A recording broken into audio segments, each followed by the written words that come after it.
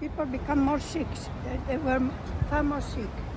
And now we are talking about the fact that there is the police there, but apparently they only came to make an arrest on a guy that was selling drugs around here. Oh, So right. far, I'm wondering if they have the possibility to combine the duty of drug arrests with the duty of enforcing the lockdown. I'm not too sure if they can do that.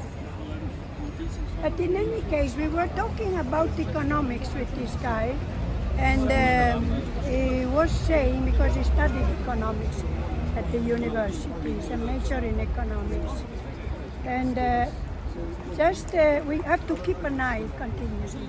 So he was saying that virtually corporations are far more liberal than the government, because they give you the chance and the possibility to buy shares.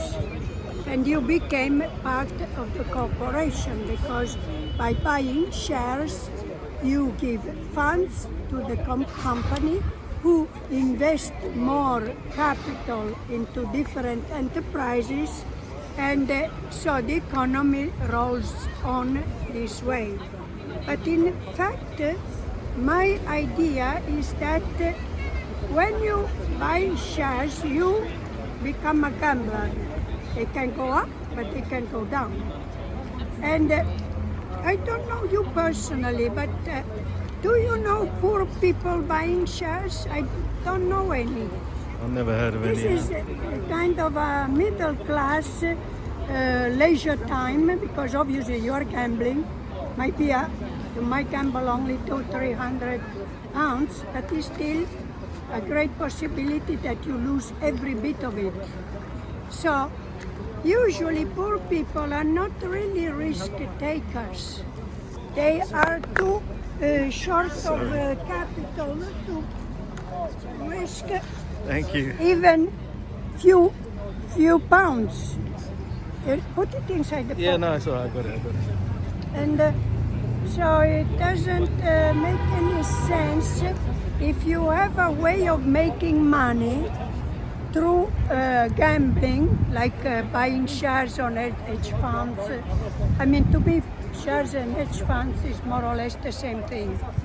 But if you're very tight with money, why would you gamble in something that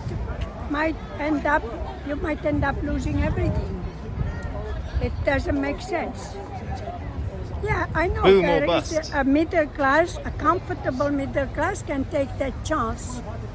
But other than that, the buying of shares is strictly within a certain frame of mind of people that are very keen to make easy money. And the poor class is not that convinced that they can make easy money. How can you convince a poor guy, oh, like that you make easy money? It's not like that. It is just something that doesn't happen. And so I put it. You see, I even made studies, for example, on these enterprises like World Bank and all these enterprises, that if you manage to put that we manage to eliminate the power of the wealth. Did you see if they are coming?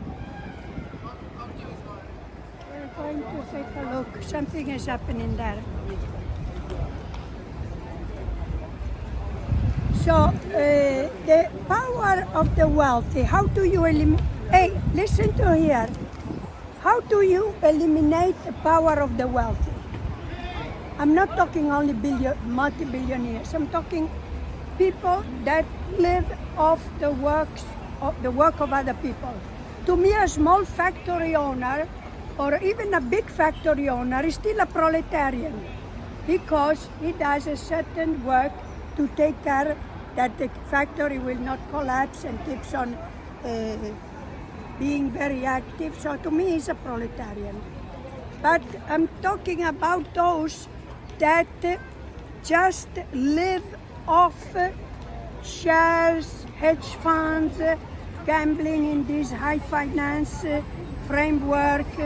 So how do you eliminate or contain the power or eliminate the power of the wealthy? To me, there is only one basic way, and it is when people start asking their own sacrosanct human rights. When people start asking their human rights, then the power of the wealthy can be eliminated. Inequality is when people are excluded from a reasonable corner of existence. They cannot protect the corner of existence because they are continuously under attack.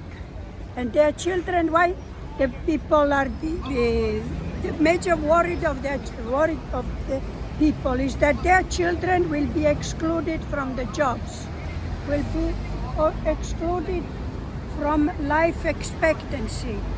If the children cannot stand a chance of having a future, having a family, having their own children, then this is the decimation and I would say the genocide of the poor.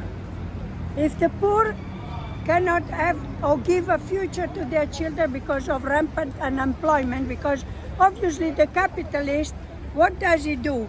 If it is cheaper to hire a worker that is an immigrant and works for starvation wages, he does so. If it is cheaper to move his factory in a very poor country where wages are not even $2 a day, so he does so.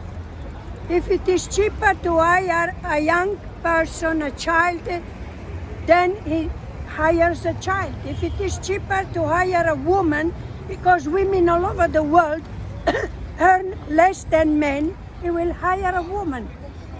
So he's not interested of the welfare of humanity. He's interested what is the cheapest form of labor and hire those form of labors. But here, obviously, this kind of practice has created zero opportunity for the younger generations. The younger generations are those that are the most revolutionaries to try to have a chance of survival that is denied to them by exporting capital in poor countries where the working class doesn't have any safety standards in the factory, doesn't have any kind of survival possibility except starvation wages and no health service, no pension, no provisions. That is why the capital wins, because he has the possibility to move wherever he can make more and more profit.